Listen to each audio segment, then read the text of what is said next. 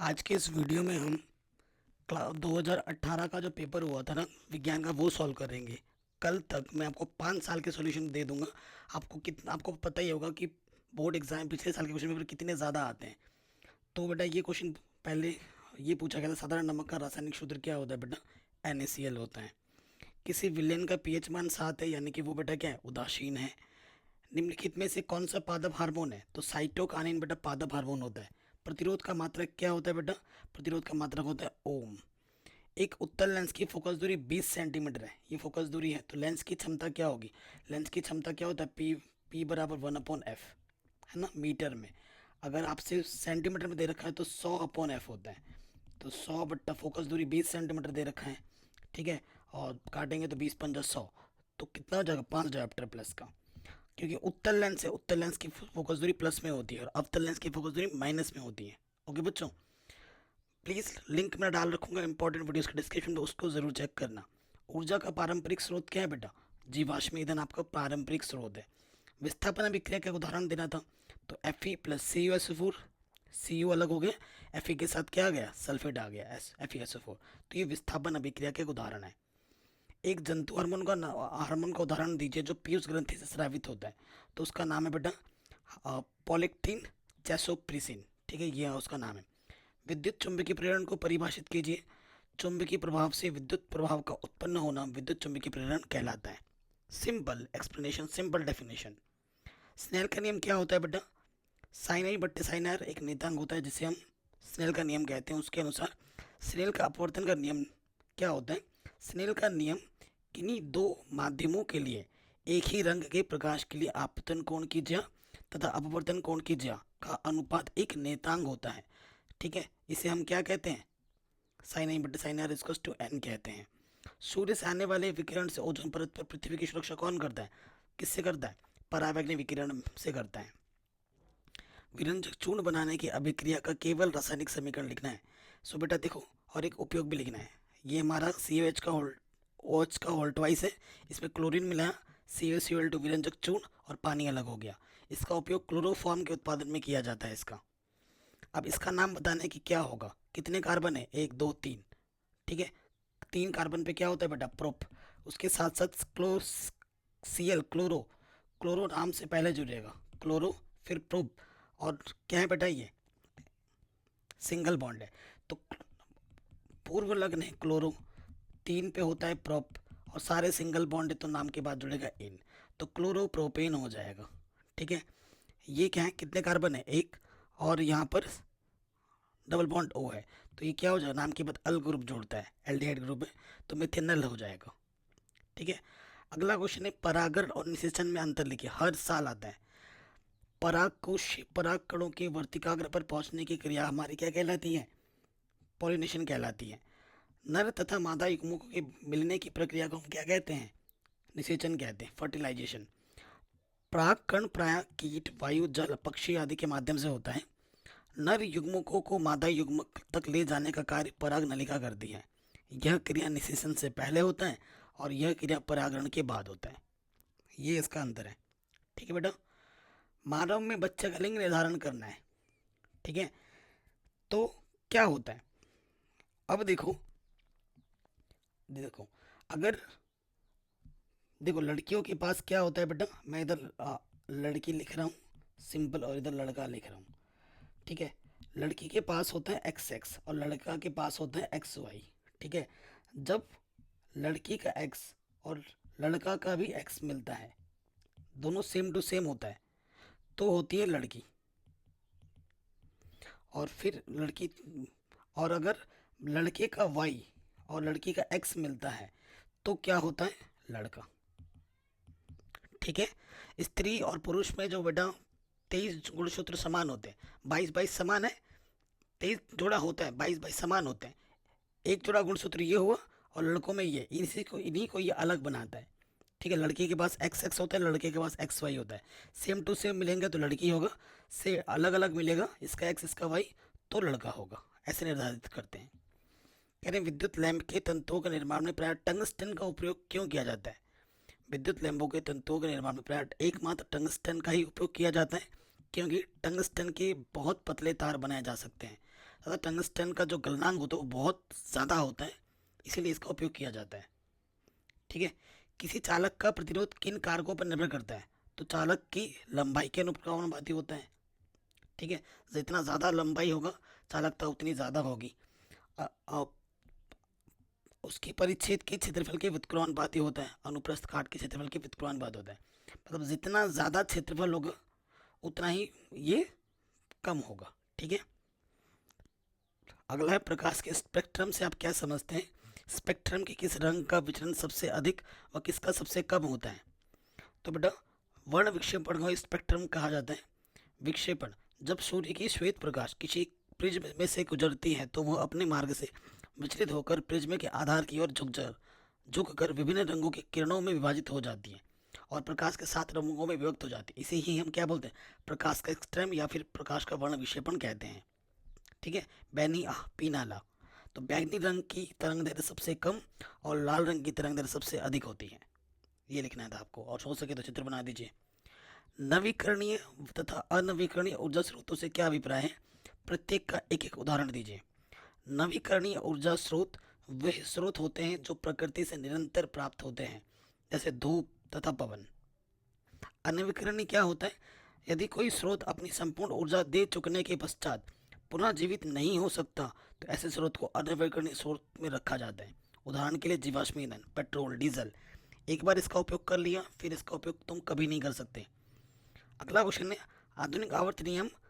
आधुनिक आवर्त नियम में आवर्त का क्या महत्व है? पहले तो बताना है आधुनिक आवर्त नियम क्या होता है। तत्वों के भौतिक और रासायनिक जो गुण होते हैं उनके परमाणु संख्याओं के आवर्ती फलन होते हैं, परमाणु क्रमांक के आवर्ती फलन होते हैं। और आवर्त क्या होता है? आधुनिक आवर्त सारणी में 7 क्षैतिज, क्षैतिज समझते हो, ऐसे ऐसे क्षैतिज खाने होते हैं जिन्हें आवर्त कहते हैं। आधुनिक आवर्त सारणी में प्रथम आवर्त को लघु आवर्त कहते हैं। इसमें 2 तत्व होते हैं, ठीक है, हाइड्रोजन और हीलियम। द्वितीय तथा तृतीय आवर्त को लघु आवर्त कहते हैं, इनमें 8 तत्व होते हैं। चतुर्थ तथा पंचम आवर्त को दीर्घ आवर्त कहते हैं, इनमें 18 तत्व प्रत्येक आवर्त में होते हैं। सातवें आवर्त को भी दीर्घ आवर्त कहते हैं जिसमें 32 तत्व होते हैं। ये आपको लिखना है। मिश्र धातु क्या होते हैं? इनके 2 उदाहरण लिखिए। 2 या 2 से अधिक धातुओं का समांगी मिश्रण मिश्र धातु कहलाता है। उदाहरण स्टील, पीतल। ठीक है। 2 धातुओं के नाम बताइए जो प्रकृति में स्वतंत्र अवस्था में पाई जाती है। सोना, चांदी। ठीक है। कह रहे हैं एक अधातु x 2 विभिन्न रूपों में x तथा y में रहता है। एक कठोरतम प्राकृतिक पदार्थ है जबकि जेड विद्युत का एक अच्छा चालक है। नाम बताइए। तो देखो जो प्रकृति में रहता है वो है कार्बन। ठीक है। और एक जो बहुत कठोर है वो है हीरा, और एक जो बहुत सिंपल है, सस्ता है, वो है ग्रेफाइट। पेंसिल में ग्रेफाइट रहता है, काला काला, है ना। क्या होता है जब सिर्फ रासायनिक समीकरण लिखना है? जिंक की सोडियम के हाइड्रोक्साइड के साथ अभिक्रिया करता है। ये मेरा जिंक है, ये मेरे सोडियम ऑक्साइड का 2 मोल है, तो क्या बनाता है? सोडियम जिंकेट, और हाइड्रोजन गैस मुक्त करता है। जिप्सम को 373 डिग्री केल्विन ताप पर गर्म करने पर क्या होता है? जिप्सम को 373 केल्विन ताप पर गर्म करने पर प्लास्टर ऑफ पेरिस बनता है और पानी अलग हो जाता है। इसका रासायनिक नाम कैल्शियम हेमीहाइड्रेट होता है। ठीक है। अगला क्वेश्चन है वायवीय तथा अवायवीय शोषण में क्या अंतर है? तो एक तरफ वायवीय शोषण लिखना है, एक तरफ अवायवीय शोषण। ऑक्सीजन की उपस्थिति में होता है, ऑक्सीजन की आवश्यकता नहीं होती है। ग्लूकोज के पूर्ण ऑक्सीकरण के फलस्वरूप CO2 व जल बनाता है, और पूर्ण ऑक्सीकरण नहीं हो पाता, अतः अल्कोहल या फिर लैक्टिक अम्ल तथा CO2 बनाती है। सभी जीवों में सामान्य रूप से पाया जाता है, केवल कुछ पौधे, कुछ जंतु में पाया जाता है। ग्लाइकोलिसिस को छोड़कर सभी क्रियाएं माइटोकॉन्ड्रिया में होती हैं, और ये सभी प्रकार की क्रियाएं कोशिका द्रव्य में होती हैं। तो ये बहुत शानदार अंतर है, इसको लिखना है। करें आयोडीन युक्त नमक के उपयोग की सलाह क्यों दी जाती है? हमारे शरीर में थायराइड ग्रंथि बहुत महत्वपूर्ण है। इससे थायरॉक्साइन हार्मोन स्रावित होता है, यह शरीर की रफ्तार को बनाए रखता है। आयोडीन थायरॉक्साइन का मुख्य घटक होता है। आयोडीन की कमी के कारण थायरॉक्सिन का अल्पस्रावन होता है, और थायरॉक्सिन के अल्पस्रावन के कारण किटिनिज्म, मिक्सिडिमा, घेंगा आदि रोग हो जाते हैं। दिखा होगा गला फूला फूला सुला गोल गोल हो जाता है। इसी कारण आयोडीन युक्त नमक के उपयोग की सलाह दी जाती है। अगला क्वेश्चन है मानव श्वसन तंत्र का स्वच्छ चित्र बनाइए। तो ये चित्र आपको आराम से बनाना है, जिसमें आपको फुफ्फुस दिखानी है, श्वास नली दिखाना है, डायफ्राम दिखाना है। ये चीज़ तो दिखानी, बाकी चीज़ आप दिखा सकते हैं। नाक, ग्रसनी, घाटिका, नासामार, कंठ, श्वास नली, श्वसनी, फेफड़े, डायफ्राम, कुपिकाएँ, रुधिर कोशिकाएँ। तो ये पूरा बनाना है आपको। ठीक है बेटा, आगे बढ़ते हैं। विद्युत बल्ब में 200 वोल्ट और 100 वाट अंकित है, इसका प्रतिरोध ज्ञात कीजिए। तो बेटा सूत्र क्या होता है, फिजिक्स के सारे न्यूमेरिकल मैंने एक वीडियो में कराए हैं, मैंने बताया है एक चीज़ निकालने के कई सारे सूत्र होते हैं, लेकिन आपको वही सूत्र लगाना है जो दिया हुआ है, जो पता है। वोल्ट यानी कि वी दे रखा है, डब्ल्यू वाट यानी कि शक्ति का मात्रक, पी दे रखा है, प्रतिरोध यानी कि आर निकालना है। ये सूत्र होता है। वी हमें दे रखा है 200, स्क्वायर का मतलब 200 गुणा 200, पी हमारे पास क्या है 100, दो आ गया, 200 दूनी 400। ठीक है, आर का प्रतिरोध का मात्रक ओम होता है, 400 में आंसर आ जाएगा। डिस्क्रिप्शन को जरूर चेक कर लेना। अगला क्वेश्चन क्या है बेटा, चुंबकीय क्षेत्र रेखाओं के दो गुण लिखिए। किसी चुंबक के चारों ओर का वह क्षेत्र जिसमें बल का अनुभव किया जा सकता है, उस चुंबक का चुंबकीय क्षेत्र कहलाता है ना। चुंबकीय क्षेत्र एक ऐसी राशि है जिसमें परिणाम तथा दिशा दोनों पता होते हैं, यानी कि एक सदिश राशि है। चुंबक के चुंबकीय क्षेत्र के कारण द्विसूचक की सुई चुंबक के निकट लाने पर विक्षेपित हो जाती है। इसे आप लिखेंगे, हो सके तो चित्र भी बनाइए। ये क्वेश्चन मैंने कल ही कराया था और मैंने बोला था गारंटी के साथ आता ही आता है, तो इसके लिंक्स मिल जाएगी आपको बेटा डिस्क्रिप्शन पे। ठीक है, ये ज़रूर, ये हर साल आता है, हर साल। कल एक वीडियो बनाया था, 5 क्वेश्चन कराए थे मैंने इस टाइप के, हर साल आता है गारंटी के साथ। या तो लेंस वाला आएगा या फिर दर्पण, उत्तल लेंस, अवतल दर्पण, उत्तल दर्पण, चारों करा रखे हैं। लिंक मिल जाएगा डिस्क्रिप्शन पे। निकट दृष्टि दोष क्या होता है, निकट दृष्टि दोष जिसमें निकट की वस्तु तो साफ दिखती है परंतु दूर की नहीं दिखती, ऐसे दोष को हम निकट दृष्टि दोष कहते हैं।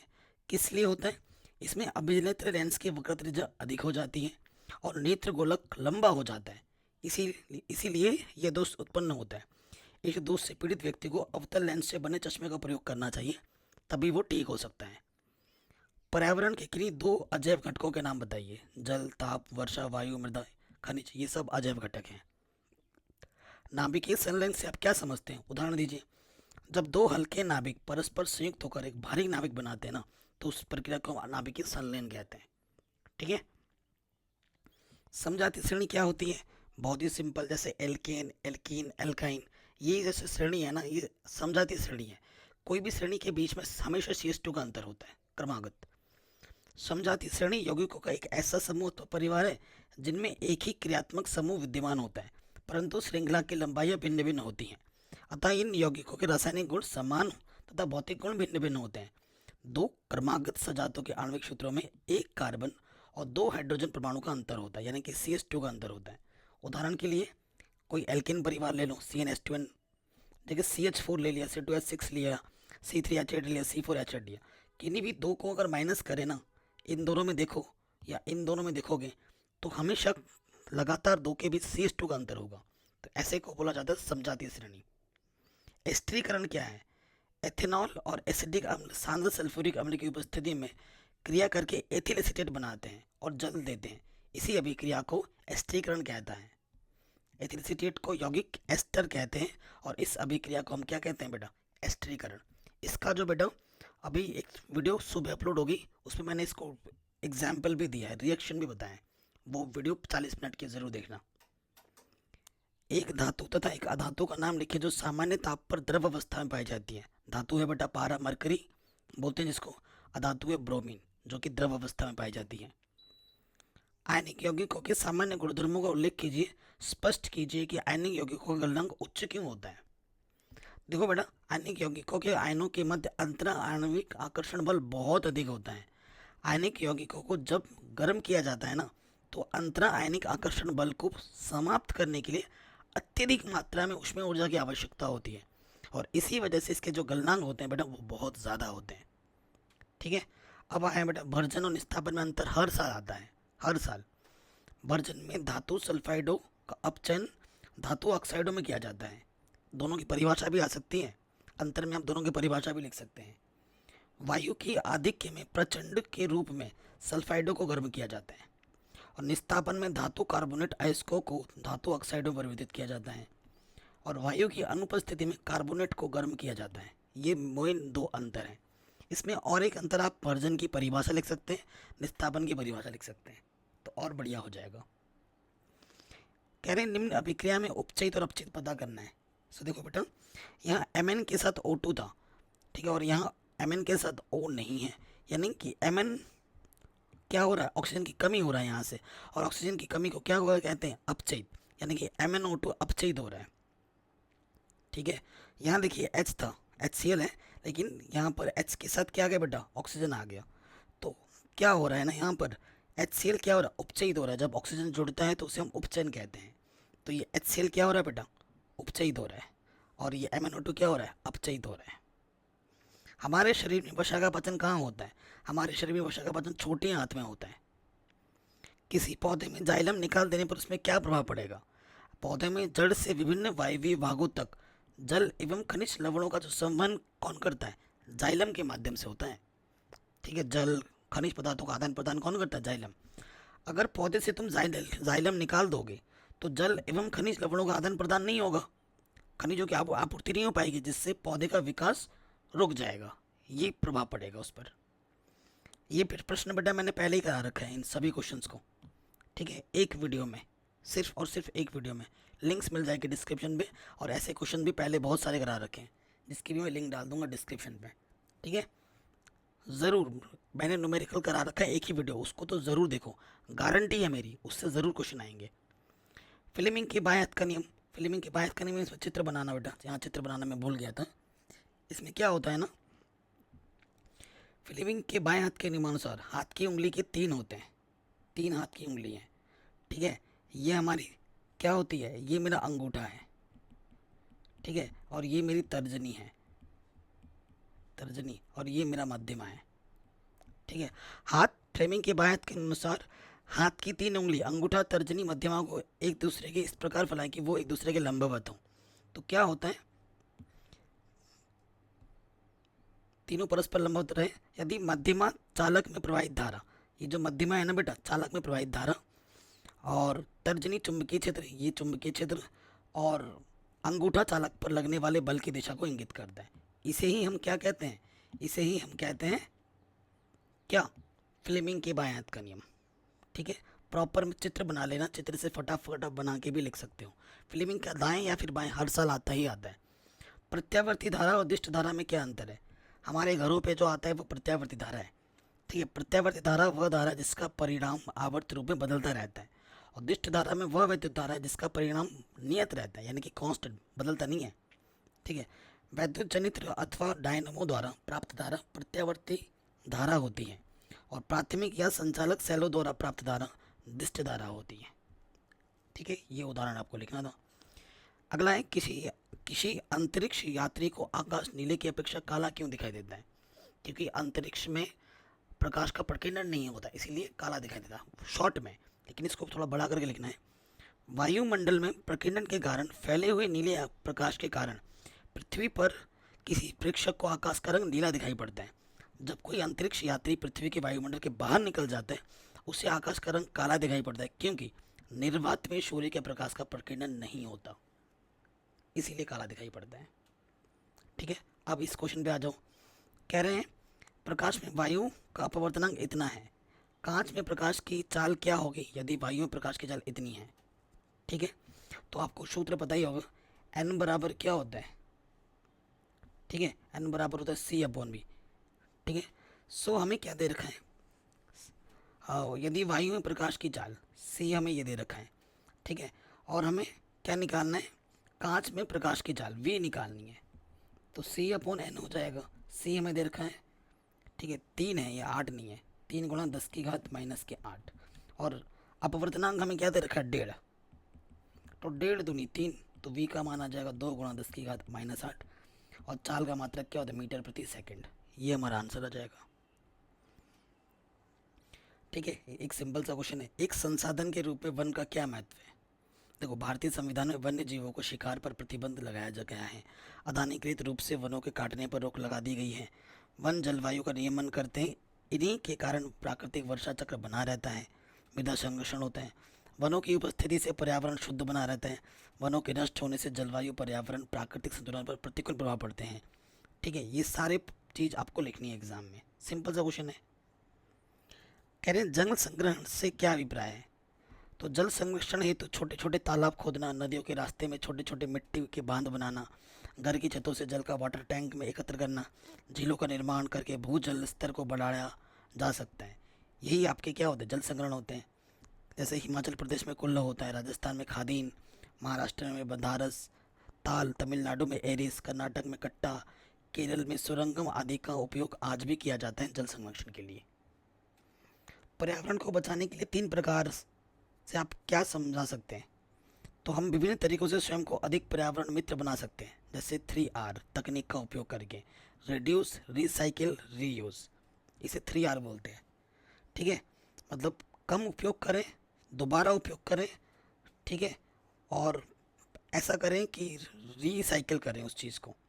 ठीक है, उक्त 3R तकनीक का उपयोग करके हम अधिक पर्यावरण सहयोगी सिद्ध हो सकते हैं। विद्युत, जल, कोयला, पेट्रोलियम आदि प्राकृतिक संसाधनों का कम उपयोग तथा बचत करके नई वस्तुओं के निर्माण के लिए उपलब्ध संसाधनों जैसे प्लास्टिक, कागज तथा धातु से बनी वस्तु का पुनः चक्रण करके, पुनः उपयोग करके हम पर्यावरण को प्रदूषित होने से बचा सकते हैं और हम स्वयं को पर्यावरण में मित्र सिद्ध कर सकते हैं। अमित देवी विश्नोई राष्ट्रीय पुरस्कार किस विशेष कार्य के लिए दिया जाता है? सो अमित अमृता देवी विश्नोई ने सन 1731 में खेजड़ी वृक्षों को बचाने के लिए 363 व्यक्तियों के साथ स्वयं को बलिदान कर दिया था। उनकी स्मृति में जीव संरक्षण हेतु यह पुरस्कार दिया जाता है। तो ये लिखेंगे आप। तो ये 2018 का पेपर था जो कि मैंने पूरा डिटेल में सॉल्व कर दिया है। ऐसे ही और भी पेपर आपको मिल जाएंगे। बाकी इंपॉर्टेंट चैप्टर वाइज मैंने करा रखे, वो ज़्यादा इंपॉर्टेंट है, जिसकी लिंक्स मिल जाएगी आपको डिस्क्रिप्शन पे। वीडियो को हर किसी के साथ शेयर करें, चैनल पे नए तो सब्सक्राइब करें।